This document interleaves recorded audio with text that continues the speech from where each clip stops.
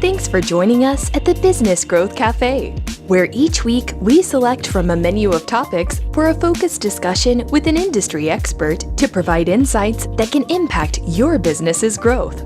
With your host, Angelo Ponzi. I am Angelo Ponzi, your host here at the Business Growth Café, and thank you for joining us. Today at the Café, I'm excited to have Rich Cocuzzo, founder and president of Sales Velocity Advisors, to discuss how to help businesses see the possibilities in their sales program and drive business growth. Rich, welcome. Thank you. Thanks for having me on, Angelo. No, absolutely. I'm excited about this conversation. Now, to all fairness to the audience, we have a relationship, not that kind of relationship, but a relationship that, from a business standpoint, that we've been working together and doing some things, and we're going to announce some exciting news at the end of the show, and hopefully you'll take us up on this offer that we have coming up. But before we get started, why don't you tell the audience a little bit about yourself and your company and all those good things. Sure. Thank you for having me on, and hello to all your listeners. So, my company, Sales Velocity Advisors, our focus is on helping build world-class sales teams. That's it. That'll help companies grow revenue, sustainable revenue growth for the long term. Okay, fantastic. Well, in each of my shows, the very first question I like to ask, when you think about growing your business, what keeps you up at night? Well, I think the things that keep me up at night are probably very similar for many small business owners, and that's just how to manage growth. Of course, in this business, when you're in the consulting expertise space, you have a limited bandwidth in terms of how many clients you can serve simultaneously.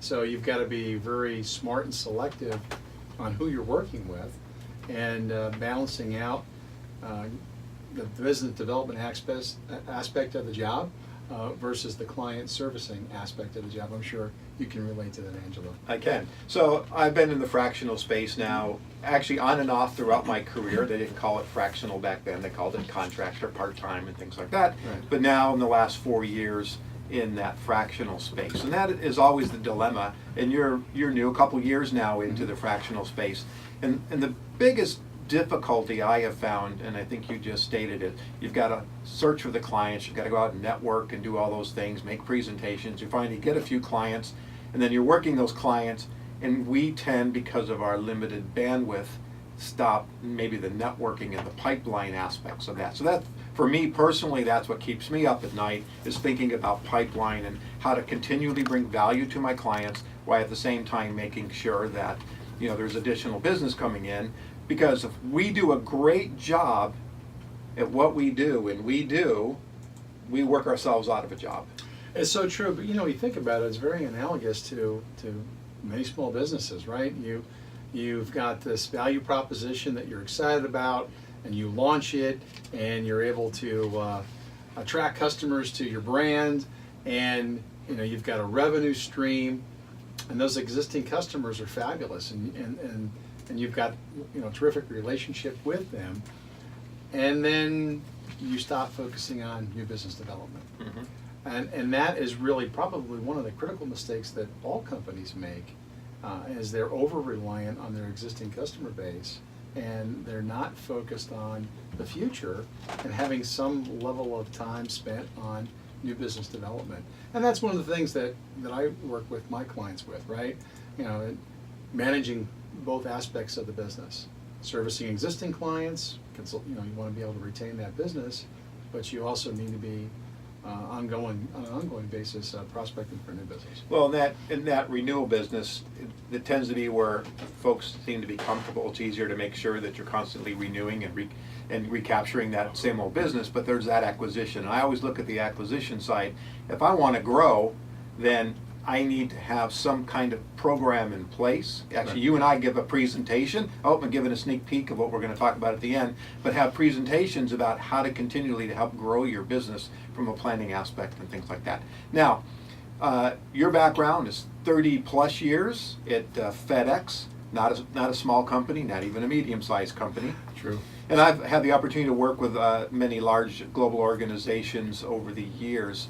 And one of the things as a consultant, as I start to speak to businesses in the small to medium-sized area, they push back a little bit and say, well, you've got all this big brand experience. That's not our company. I don't know how we relate to what you did for, let's say, Purina or Unilever, bringing down to my small $30 million company. And I always debate that with them, because to me it's about the skill set and not necessarily how much money my clients had to do some of the marketing activities.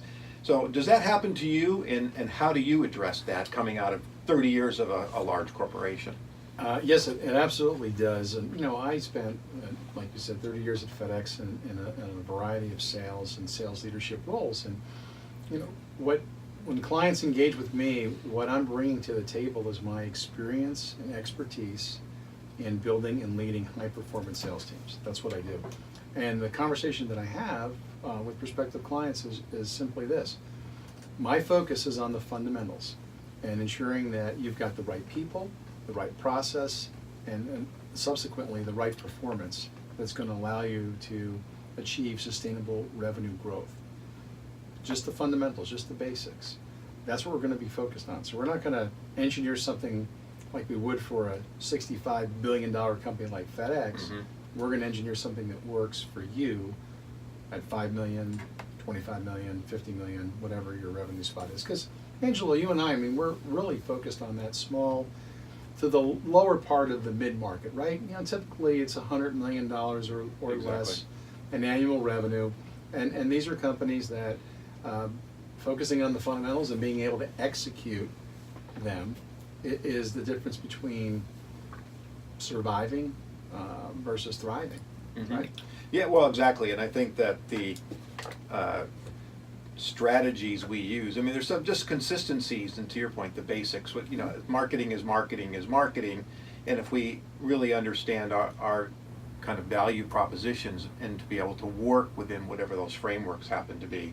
So, when I talk to many small, medium-sized businesses, the founder, in many cases, is still there. They are the chief sales officer, marketing officer, operations officer, and janitor. Right. And so making that transition from doing everything or certainly leading the sales charge to being more in that leadership role where you're now empowering other people, it's difficult to make that transition. So in your experience, what advice can you give the listeners that are in that about how to be more efficient in that transition and really kind of change the game? Right. It's very common in terms of like you said, the owner, CEO, they're the chief sales officer. And unfortunately, that's not scalable.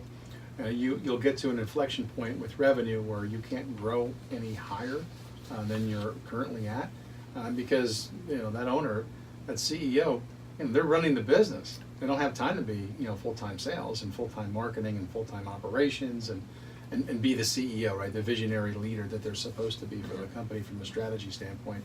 So you get to that point. It's a nice problem to have where, all right, we've grown pretty quick, and now I'm at a point where the business needs me to step back and be the true CEO or owner, and I need to bring somebody in who's got expertise in a variety of disciplines that can help take us to that next level.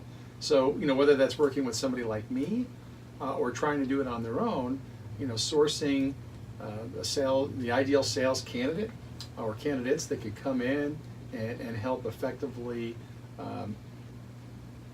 prospect and convert new business and continue that growth trajectory. I mean, that's really the next step in the process. And it can be challenging for owners and CEOs to navigate that. But again, with people like you and I that bring a lot of expertise to the table, we can come alongside of them and help in that journey. And probably the most important part of it, help them source top talent that will contribute to their success going forward. So what are some guidelines? I mean, we have talked, and I've had other people on my show, and we talk about talent acquisition and really identifying, Jim Collins, putting the right people on the bus, Right. and maybe even swapping them around in the seats.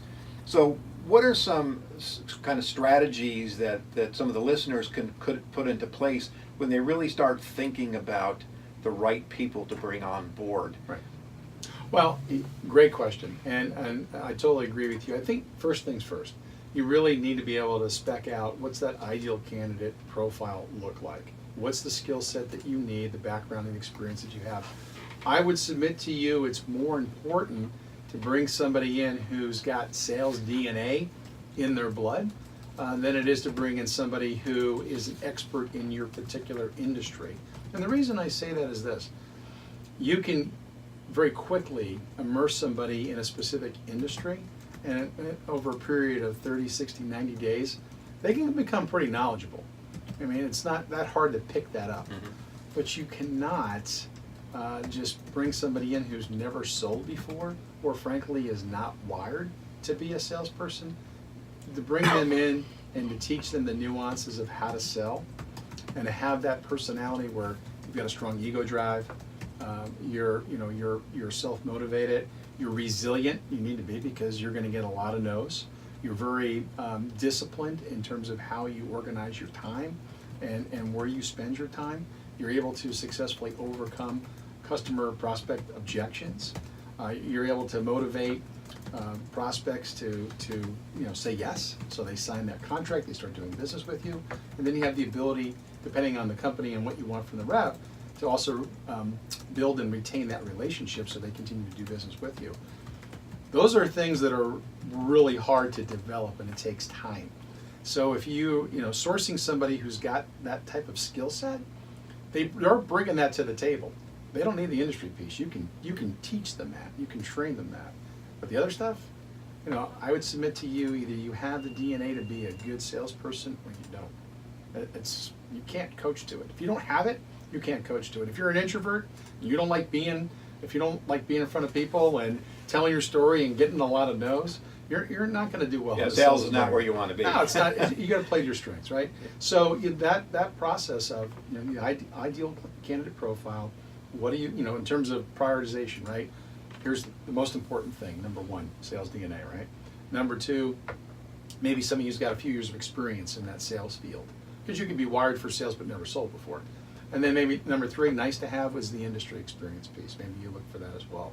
And then within that, depending on your company, you've got salespeople that have experience selling to large companies, enterprise type sales, and those that sell to small, medium-sized companies. So sometimes when you get into the weeds, sometimes you're looking for different levels of specialization and background and experience. So that's part of it. The other part of it is how you're going to source your talent.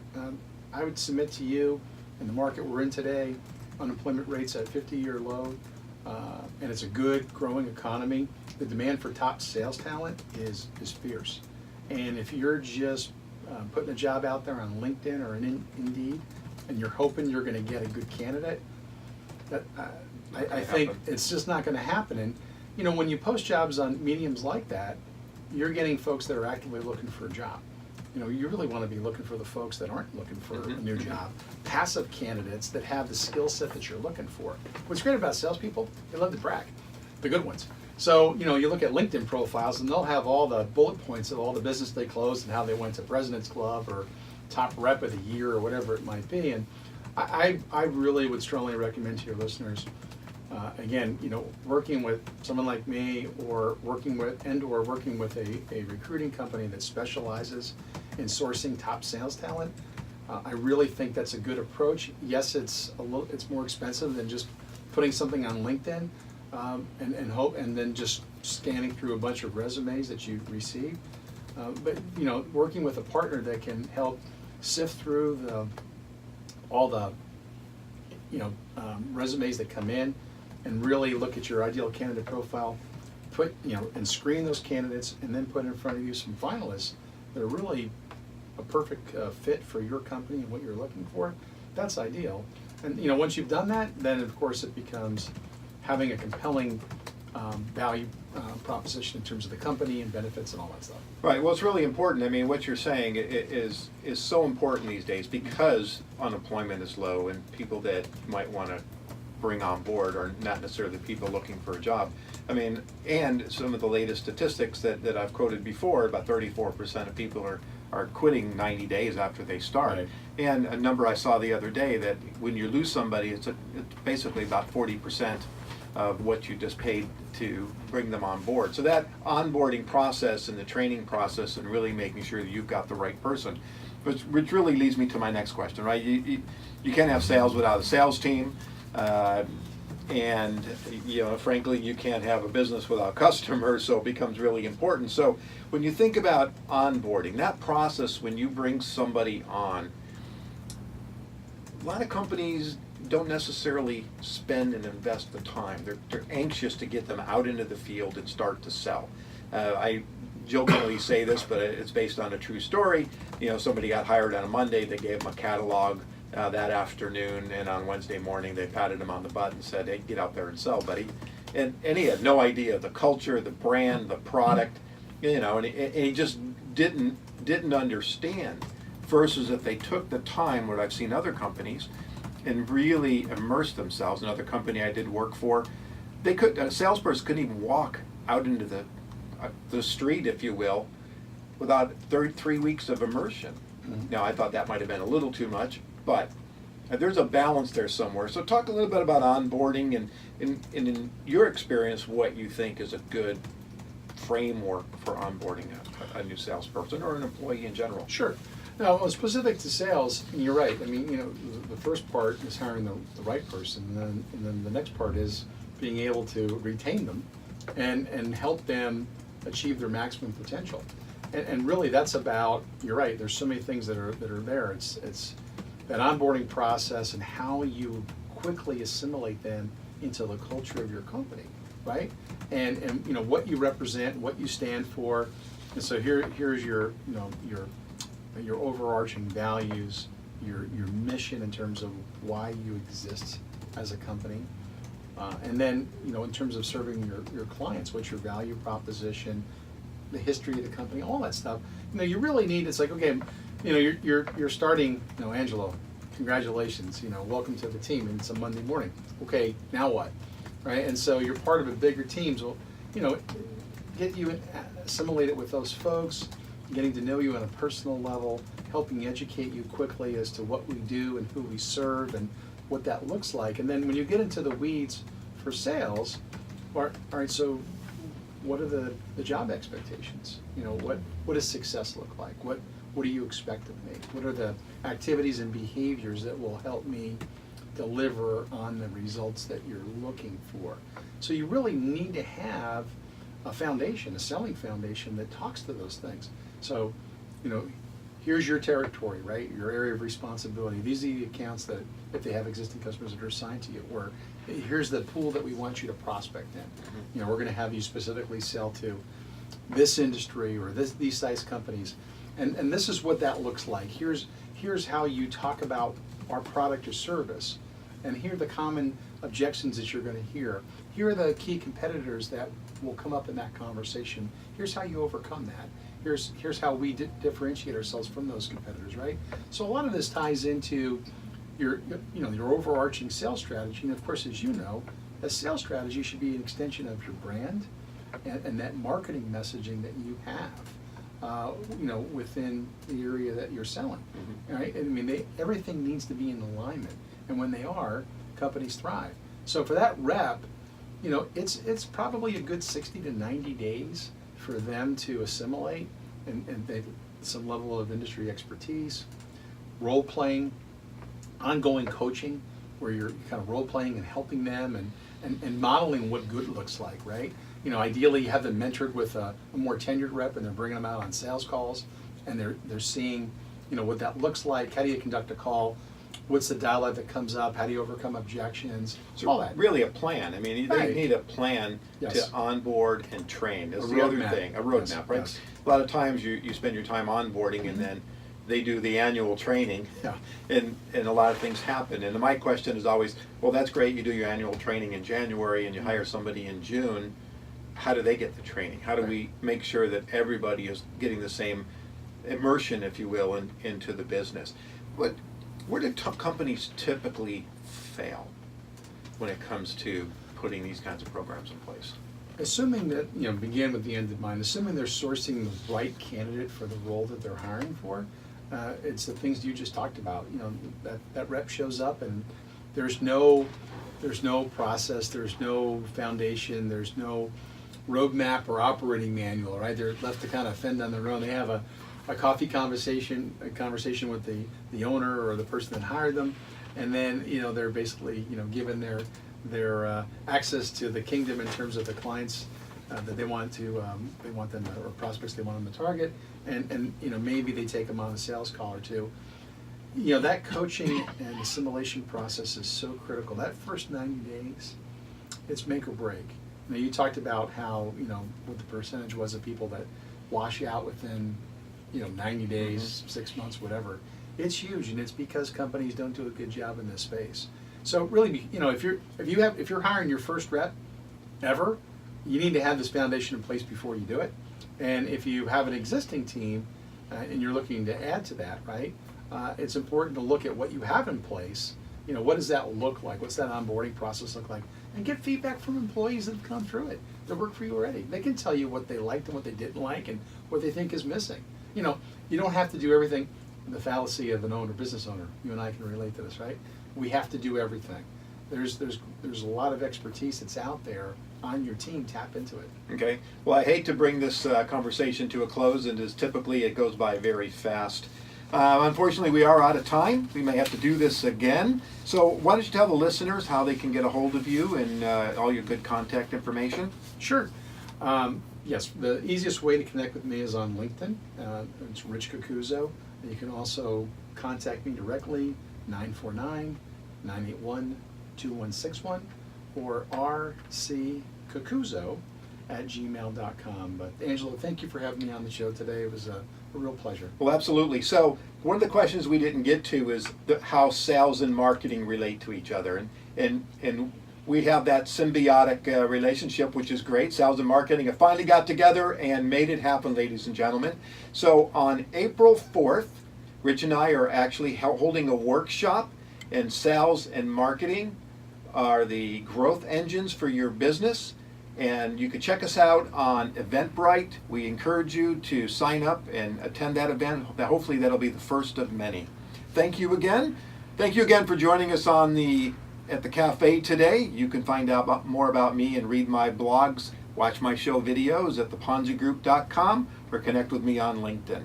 And you can subscribe to this show at the Business Growth Cafe, or we are now on iTunes, iHeartRadio, Google Play, Spotify, Stitcher, SoundCloud, Spreakers, and other platforms around the world. Join me next week for lunch at the Business Growth Cafe.